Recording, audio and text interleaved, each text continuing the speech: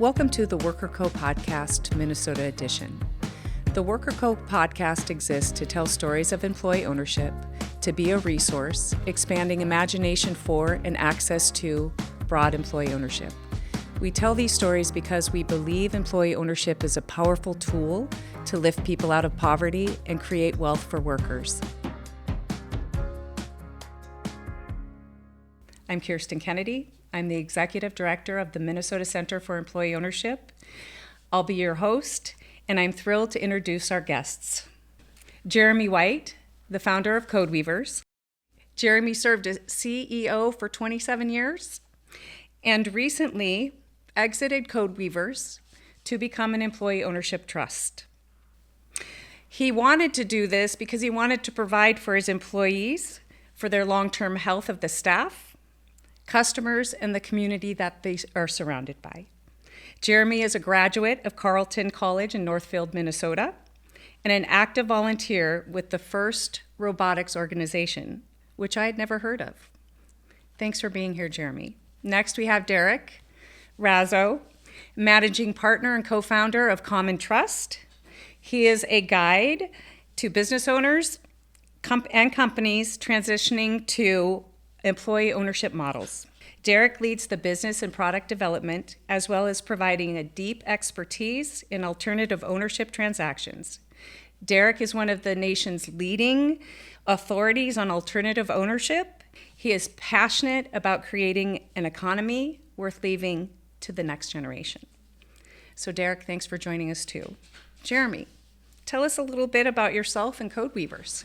Sure, I appreciate the opportunity to tell my story. So as a young man, I had worked in the technology business for many years, and I decided I wanted to have my own company. I was frustrated with many of the things that were going on in the world. So I founded this company called CodeWeavers, and I wanted to do four things. I wanted to do meaningful work, I wanted to do challenging work, I wanted to work with people I respected, and I wanted to make money, right? That's what a business owner does. And we started out kind of on an explorative mode and fairly quickly settled on a technology called Wine. It's an open source project. It lets you run Windows programs on a Mac or a Linux computer. And lately we've been using it in a very powerful way to help people run games on the new device called a Steam Deck. A company called Valve makes it. It's a great product. Really thrilled at what we're able to do. And so I founded that in 1996. I ran that company for 27 years. And I'm very pleased to say that I met all of my objectives. I think we did something really interesting. It was pretty hard. I really like the people I work with. I don't know that my ambitions changed over the years, where early I was like, I'm going to be a dot-com millionaire. And then really it was more about having a comfortable living, which I was able to do, and many of my staff, or all of my staff, were able to do as well. And so I came to a point 4 or 5 years ago where I was really, feeling like I'd accomplished the mission, a lot of personal burnout, and I really needed to do something different, and I needed a way out. And so that's when I started looking around, trying to see what options were out there, and I thought, I could sell the company, I could try to sell it to the staff, I could try to get a merger with other people. I did a lot of inward thinking about it, and then this idea of an employee ownership trust it just came up at the end of a conversation, and it just gripped me, and it seemed like a really fantastic idea. And so I worked with Common Trust and some other experts, and just last year finished converting the company to an employee ownership trust, and I'm so far very pleased with the results. When you decided to choose the employee ownership trust as your model, was that the first employee ownership model? What had you thought? Did you have a natural of, I want to give back to my employees and community as a leader, as an owner? And how'd you learn about employee ownership, perhaps? Sure. Well, when I started kind of on this thinking about it, it was really, I didn't know what I wanted, so I spent a lot of time talking to my staff. I knew I didn't want the company to just die. I knew I didn't just want to sell it to, someone who didn't understand the business, or there's a strong culture in my company. We're an open source company, which has a fairly specific meaning, a very esprit de corps, there's a community with it. that's very powerful and important to me and to the staff, the 70 people that work there.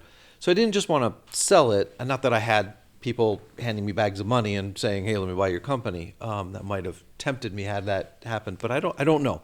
And so then, I considered stock ownership, giving key employees ownership, selling it to them. I considered cooperative. I actually went a long way down there. I considered an employee stock ownership, an ESOP.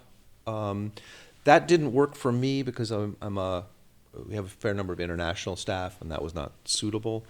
And then finally, the employee ownership trust came up in the conversation. And it just seemed perfect. It checked all the boxes that I wanted, and it seemed like a great fit for me. And I just sort of fell into that path, and I've been pleased as punch with it. I like that, pleased as punch. And just for me, can you tell me what the first robotics organization is sure. that you? Well, see, now that I'm semi-retired, I have time for my volunteer activities. That's all that's really important. So this is high school students building robots. It's an attempt to kind of engage kids in STEM activities in a sort of a fun. The idea is to try to create a competitor to the Friday Night Lights, right? Except you do Saturday lights, and it's with big robots and lots of kids, and it's a great deal of fun. It's something I've done for a long time, and I really get a lot of joy from it. So I'd recommend it to anyone. And were you a gamer growing up? I was. I've always been a pretty big gamer. Although the great sorrow of my life is that when I was a young man, I played all the games, and then they came out with the first-person shooters, and I get motion sick. Oh, no. So there's a whole range of games I've been unable to play, and so my gamer cred is maybe a little reduced because of that liability. My gamer cred is reduced because when I would try to play with my 3 boys, I couldn't tell who was who, so I was shooting the wrong people, and I seemed to always fall off of cliffs or end up somewhere not good. Derek, what got you into this work? Yeah, so I've been working with business owners and starting my own companies for the last 10 years and doing a lot of work on finance and helping companies grow. And like I said, started my own projects and found again and again in the work that I was doing that the outcomes that people were getting from especially from, the eventual goal, which for a lot of folks was the exit or transition, fulfilled some of their financial goals in a lot of cases, but wasn't fulfilling some of the other goals that they had. So in particular, owners that, I'd worked with might have walked away with, a decent chunk of change, but ultimately, were a little bit disappointed to see the company that they had spent, many, many years of their life creating, transitioning into the hands of an owner who, didn't understand the business, or, when things got hard, the business that they had built was kind of a rounding error, or, something that was a place to cut costs, or that, the main goal was to buy the business and flip it, and that causes like a certain type of management. And so often, the people would leave, the teams would kind of suffer, the customer experience would suffer, and, in some cases, like the most extreme cases, the business would, sometime in the next 5 years would be shut down or sold for parts or whatever.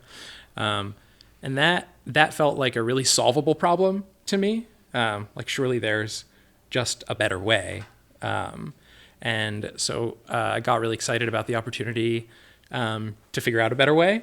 I started a foundation about 6.5 years ago called the Purpose Foundation, which is really focused on discovering new models and developing new models for ownership and finance to kind of bring more ownership to the economy. So the main thing that we did there was work on building these new employee ownership models, including the Employee Ownership Trust, and work on a number of community ownership models in the real estate space. So we did a ton of deals and projects and helped create a number of these new ownership models that were allowing employees and community to kind of own the assets that they're connected to.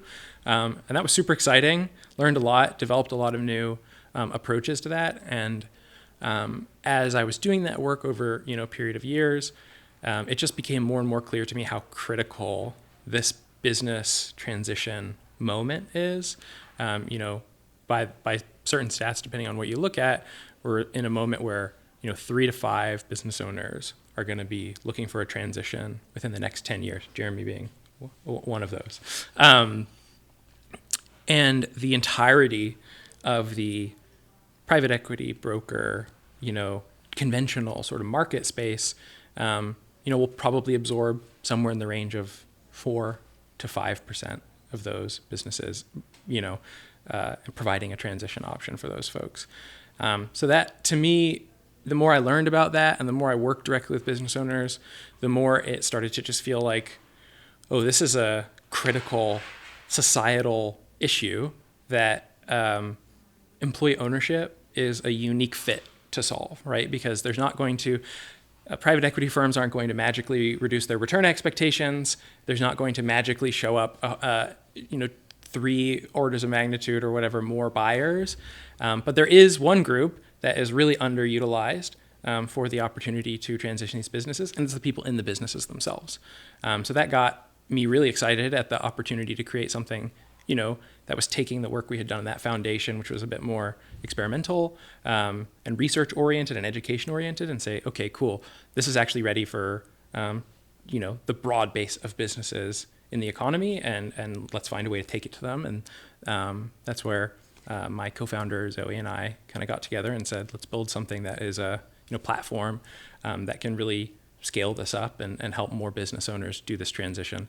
And that, that's a really exciting mission that I get to get up every day and work on. And, there's of course challenges, but probably one of the most satisfying things about it is we get to have long-term relationships with folks like Jeremy and other folks that we've worked with. And, we keep like a running tracker of like the profit shares that have gone out to be, which we need to update, by the way. Right. And that's like really motivating, It's like this economic transition that we're going through is an opportunity as well as a crisis, right? The crisis side of it is the default is a lot of these businesses are going to go away. Some of them will get bought, some of them will get sold to the individuals, like a manager or something like that. But writ large, there's like a pretty serious issue with business transition. And the opportunity side of that crisis is that we also have this moment where we could potentially create a huge generational transfer of wealth to the people who are actually running these businesses, and do that at the same time as honoring the work that the owners and founders have brought to create those companies, and giving them a good retirement and payout. And I think that's super exciting. Now, a payout, we talked about private equity a little bit. A payout for an employee-owned transaction is not maybe they're going to be done in a month and they're going to get more money than they've ever seen in their life. What is the difference between transacting to an employee ownership model on the owner getting something back? So what does the owner get? Do they get a lot? Do they get less than typically in a sale? What would you say? I think Jeremy's the best person to answer this question. Well, right. I mean, I had, 0 offers, so I got, an infinite amount more than I had in a different way, which is not to say there may have been a different alternative. The advantage is that you get, one of the powerful things for me was that I understood where the money was coming from. The money was coming from the success of the business. And effectively, what I'm doing is I'm selling the business to my staff. So we have a successful business, and it's successful because of the staff. This isn't an unfair or unjust. This is very fitting. And effectively, the agreement is they agree to work to help me become wealthy in the way that I wish to become wealthy. And in exchange, at the end of it, they get to own this engine of wealth, and then they get to partake from it. There were some fairly thoughtful things about it, because many staff are not as business savvy. If you don't found a business, it's a little hard to talk people through this. So there's profit sharing in it for them right from the beginning, so that they understand what's coming. And I think for them, the lovely thing is once they paid me off, they'll find that suddenly all the profits go to them, and they'll say, well, now this is really great.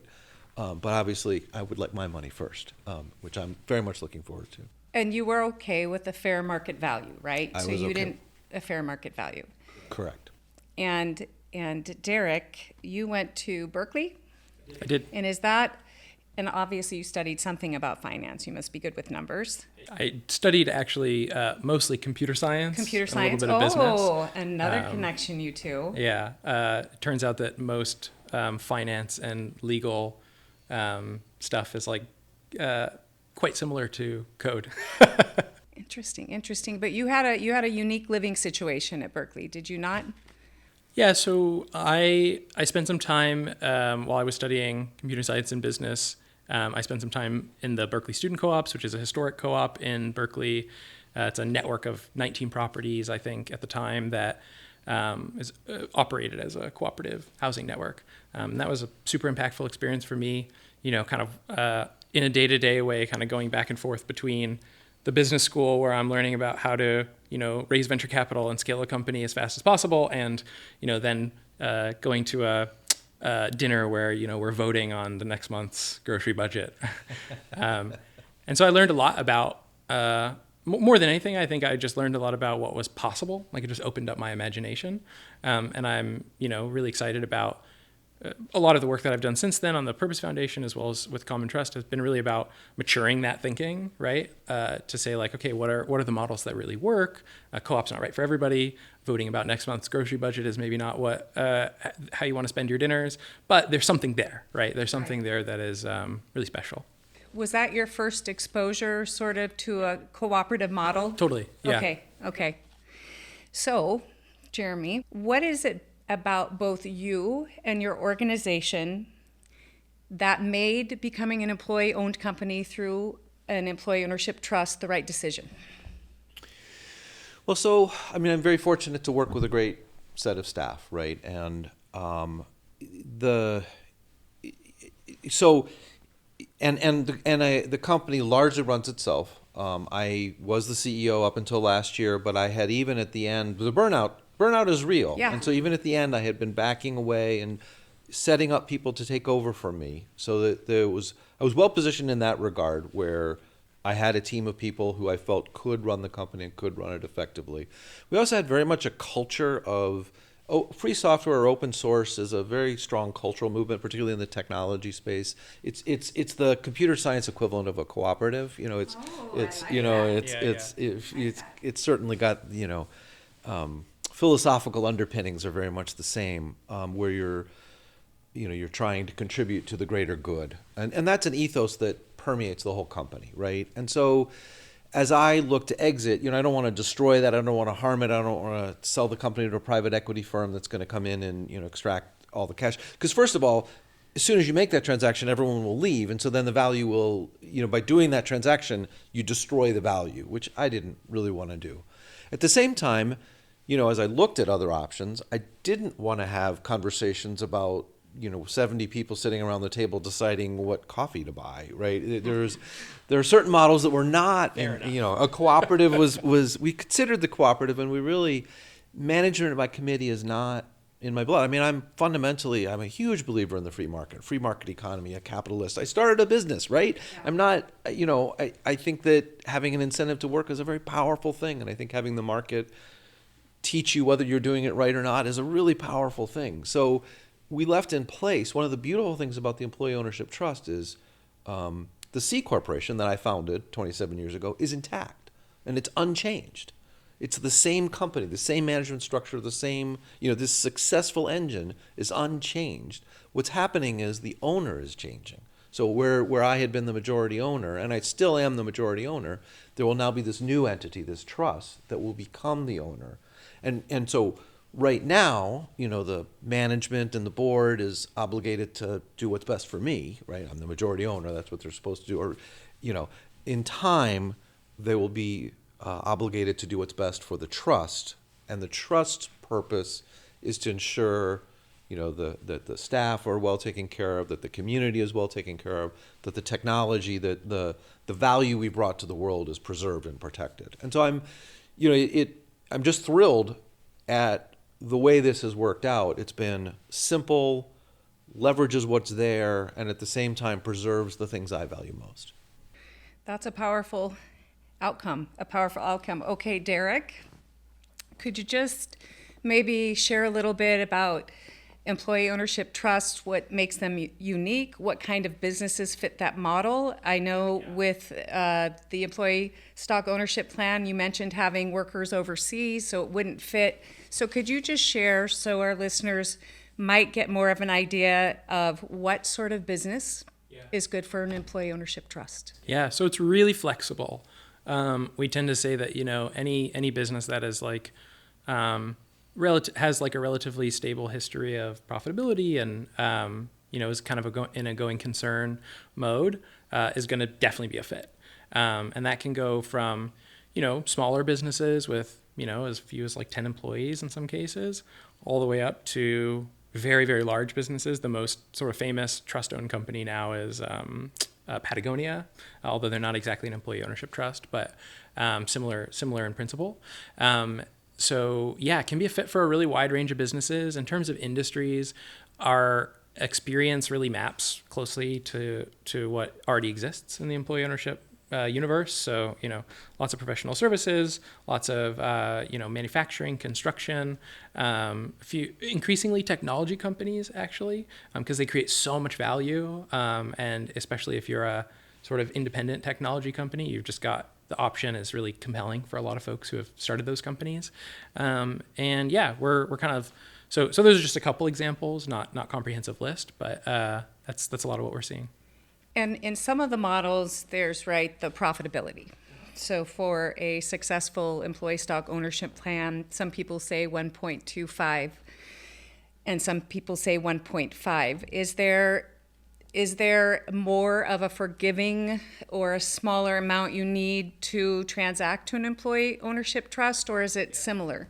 Yeah, there's no technical sort of minimum.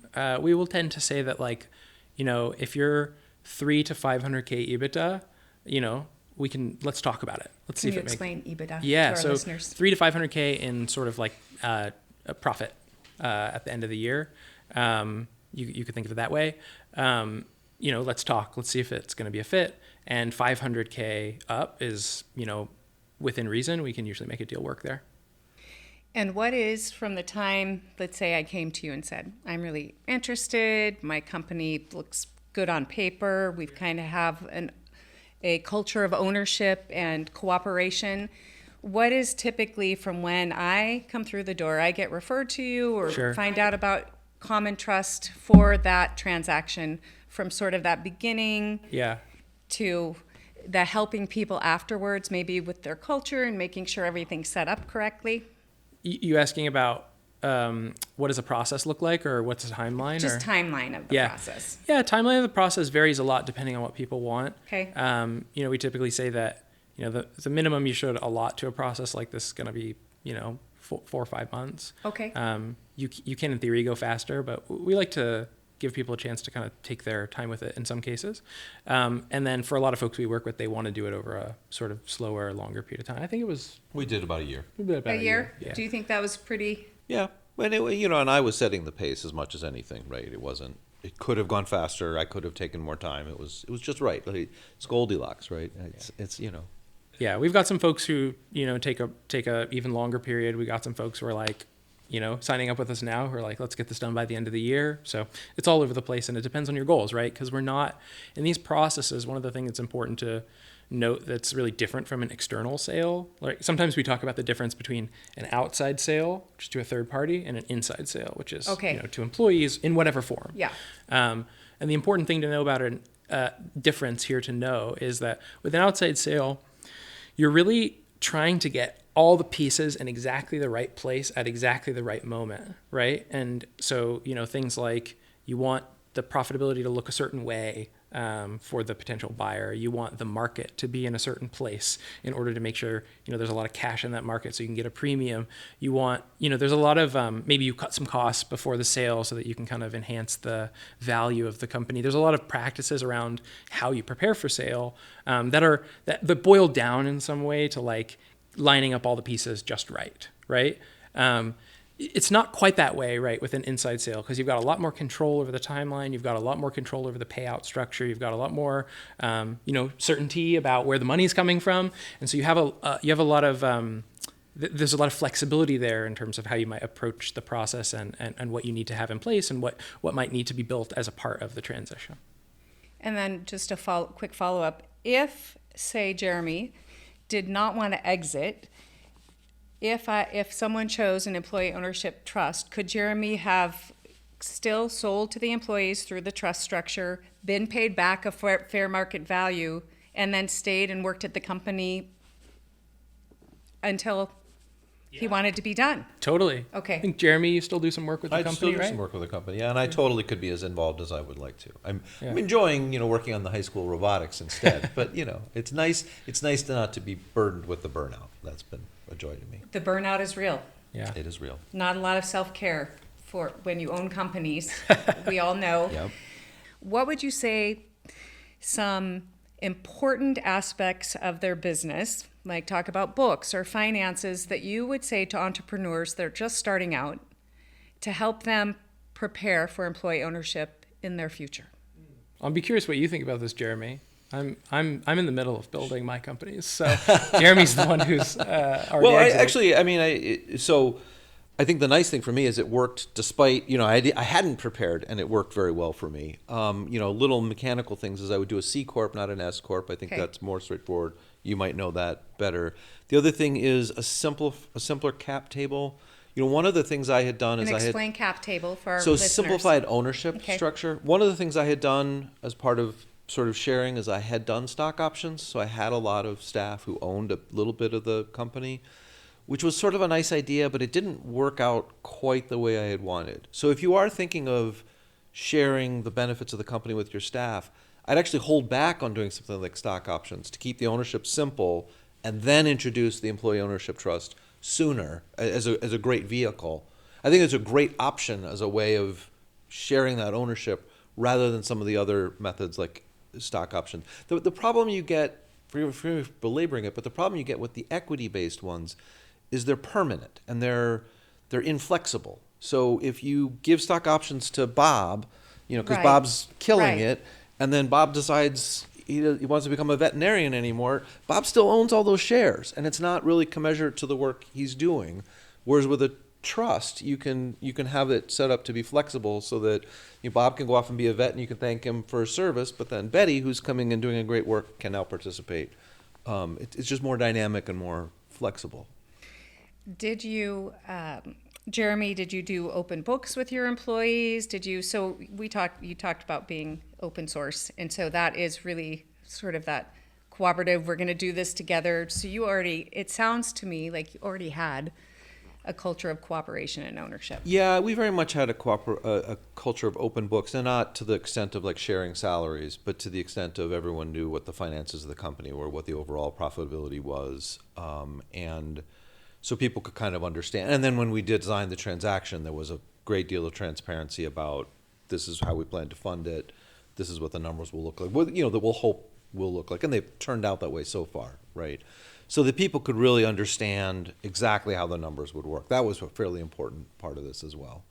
If I had been, and obviously if I had been using the profits to do some things that I didn't want staff to know about, that might have made the conversation awkward. I never developed any bad vices like that. It was mostly buying, motors for the kids' robots, which ends up not being an expensive habit, I'm afraid.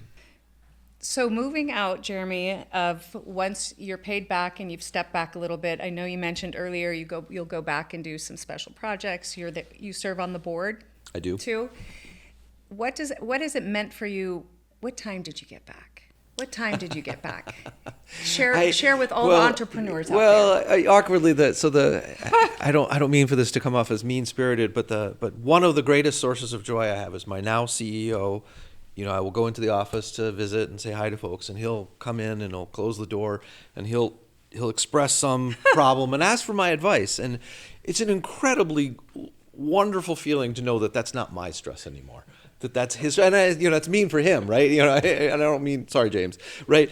But it's just, that's what I was trying to get away from, was that stress, the uncertainty, and those hard decisions, and they're no longer my responsibility. And that's, and at the same time, I feel like there's a team in place that's going to do it well and do it thoughtfully and do it with care. So it's been really wonderful for me. It's been a lot of tension off my back, a lot of worry out of my mind, and at the same time, a sense that the company I spent 27 years building and that is precious to me will go on and will be managed well and do, it may go out of business tomorrow, but it won't be because of, it hopefully won't be because of something I did, right? Or because of a poor choice I made. I didn't sell it to some ruthless guy who said, "Oh, great, I can." It turns out, I don't know. Tech companies, you can't liquefy for their land, right? The thing a private equity company does is they sell your land. We don't own any land, so I don't know what the equivalent would be. But the point is, I feel comfortable with the choice I made. My stress is reduced, and the thing I built gets to go on. And you look 5 years younger. Right? So I feel 5 years younger. I know. And you get to play with robots all the time and watch kids learn about robots and technology. That's right. Because it's not going anywhere. Right. We discussed this earlier. What would you say has been the experience for the employees since you've transacted to an employee ownership trust? Sometimes, like with the ESOP, right, it's a qualified retirement. You don't really see that. Is it similar in an employee ownership trust or different? No, I think it's different. I think it's a much more dramatic effect and a fairly powerful effect. From the simple, where there's jokes now, there's a lot of humor about, oh, hey, you can't buy that T-shirt. That's too expensive. That's going to come out of my profit sharing, right? To the very joyful.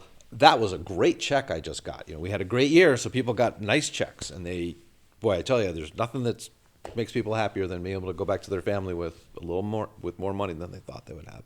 But then also the understanding that they own it, right? That it's a sense of ownership, that they can direct where it's going to be and where it's going to go. And you can kind of see it in the conversations and in the meetings where it had sort of been my problem. Now it's sort of our problem. It's a really invigorating thing to see. With that said, and to be fair, I think a lot of employees don't really want to think about this stuff. So a lot of the time they were sort of like, "Wait, why are you making me think about this?" Or some people just want to come to the office, do their job, and go home. And so there was a little bit of people sort of. But the nice thing is they didn't have to. The people who just want to be heads down, they can stay heads down. No one was making them be engaged or thoughtful, because I don't have a committee that makes them decide what coffee we're buying. So that's a very wise decision to make, in my to opinion. not micromanage down to the food budgets. But if you're in a co-op at a college where no one has money, what you're shopping Turns out list it's an important because decision. very important. Yes. Okay, Derek, I'm going to ask you this question. I want you to just talk about maybe Minnesota and then just bigger. What do you see as the potential economic impact of employee ownership in Minnesota and beyond for broad employee ownership? So not just employee ownership trusts. Yeah. I mean, I don't know offhand the stats in Minnesota. I think you said there's something like 82,000 businesses. Over 82,000 busineszzs in Minnesota with owners 60 and older. Yeah. So I mean that kind of tells you the whole story right there, right? If you apply the kind of broad national statistics to that, you're probably looking at roughly 90% of those businesses going away. And I think the opportunity is that those businesses stick around, and not just stick around, but also thrive, transition into, a structure that can really support them being in their communities for a long time, and give people a new type of economic opportunity, as well as give the owners like the send off they deserve, some money and thank you, and maybe a little bit of support long term. These are all, I think, opportunities right in front of us. If I were to ask you, Derek, what could, say, Minnesota do to support and expand access? We talk about capital a lot, right? Yep. And not just capital where going and getting a loan, but social capital. How have you seen other states support employee ownership? Yeah. Oh, it's a great question. There's a lot of state initiatives for employee ownership right now. It's definitely a growing space because I think folks at the state level are a little bit more aware on a day-to-day way about this looming kind of silver tsunami crisis. So, a bunch of different states have programs that have already been created. And they look somewhat similar, but there's a little bit of distinction here and there. We've done a lot of work with Colorado, helping them kind of like learn about employee ownership trust, but also just giving feedback on the policy matters and stuff like that. And they've been awesome. They're a great partner, and I think they're doing really great work out there. I think there's a couple different approaches that we've seen to supporting employee ownership at a policy level, which is, I think, the question you're asking, Yes. right? Yeah. And there's a lot there. We could have a whole podcast just about like the policy interventions that might support this. But I think that really broad, permissive definitions of employee ownership are extremely critical, because not everybody's transaction looks the same. Not everybody has the same type of company. So it's really, really important to build out, when you're defining, hey, the state is going to support employee ownership in this way, it's really important to give as much flexibility as possible. And I think resist the urge to try to overly litigate or overly legislate is what I meant to say. Resist the urge to try to overly legislate how people do it, because ultimately, it's hard to imagine going through the transaction process that we did together and, referencing every single step to some like really specific legislation about like, oh, Jeremy, it's got to work this Right. way, right? Right. And the place where we landed is like, I think it seems like you're happy with it, and it's so good for the employees, and it's really good for the state. I mean, the state gets to keep Right. the tax revenue, and nobody had to sit here and tell Jeremy what to do, right? We did the math together. We looked at what it looked like. We found a deal structure that worked. So I think I'm a big fan of the regulatory support being as flexible as possible. I think that capital is a huge issue. So I do think that there's opportunities for states to crowd in capital, which is how I would think about it. Meaning that if you can provide, provide funds or guarantees or any number of other programs where you can help make capital more accessible, especially for the businesses on the smaller side. I think that's going to be really important. Under 2 million EBITDA is, really important to have some capital support there. And I think education is another big one. And I think the most important thing there is that, for a state to kind of, there's an awkwardness Yeah. between the state and the business Yeah. owner world.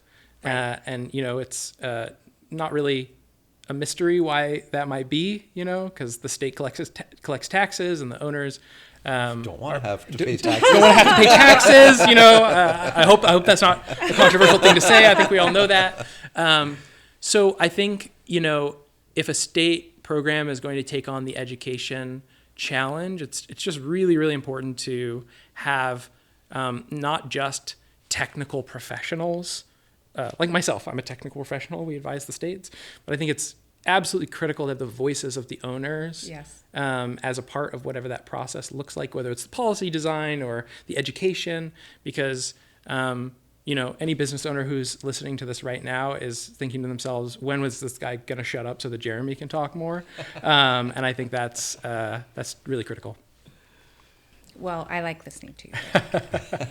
Okay, Jeremy. Well, although I think, I'm sorry. No, Yeah, finish, go ahead. finish. A point please. that I think there's some interesting studies coming out of the UK and Yeah, Europe totally. about how powerful employee Totally. ownership is, how it's a great economic engine. Huge, And yeah. anyone who's bought a Land O'Lakes thing probably Yeah. can recognize how valuable cooperative is. Yeah. Anyways. Yeah. Agreed. Yeah. The states, for the states, it's a huge win. Right.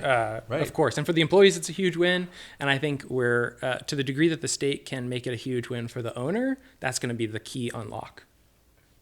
Okay, finally, Jeremy, last question for you. Hope not too much pressure here. All right. Uh-oh. Let's say I'm an owner Okay. listening to this, or I know an owner Right. who is ready to kind of step out or transition for whatever reason, right? What would you say to them about considering employee ownership? Because oftentimes I find probably 1 in 50 people in Minnesota have even heard of employee ownership. So what would you say to someone exploring, a business owner, listening to this podcast today?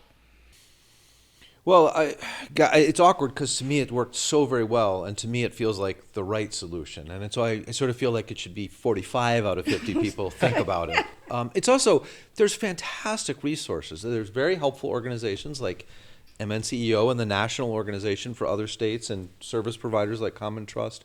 So you can get a great deal of help and advice on exploring this. And, obviously if you built your business and you've got an easy way to sell your company to Microsoft for $100 million or who your equivalent is, well, sure, you've got a great path. But if you don't know a way forward, I feel like this should be the default. It should be the first thing you think about, rather than, I don't know, maybe you sell it to your nephew or your uncle or your niece or whatever. I don't know. So I think, I guess my message to an owner is, this is a great path. It's easy. There's friendly people that'll help you, and it costs you very little to explore it. And I would recommend you do that. Wow, that is a powerful statement. Well, Jeremy and Derek, I want to thank you for joining us today. And I am so grateful for the work you're doing in Minnesota and beyond. And Jeremy, I'll try not to overuse you. As our first employee ownership trust, I'm hoping we get a couple more in the next couple of years. And Derek, I want to thank you and all the work Common Trust is doing to help expand employee ownership. Of course. So thanks for coming. Thank you. Thank you for joining us for this episode of the Worker Co podcast. This podcast is a project of the Minnesota Center for Employee Ownership. If this podcast stirred hope and curiosity in you, and you are interested in learning more about employee ownership, please reach out. MNCEO is here to provide connections and resources to guide you as you consider employee ownership. Our website is www.mnceo.org. Thanks again for being part of this conversation with the Worker Co podcast. Hope to see you again.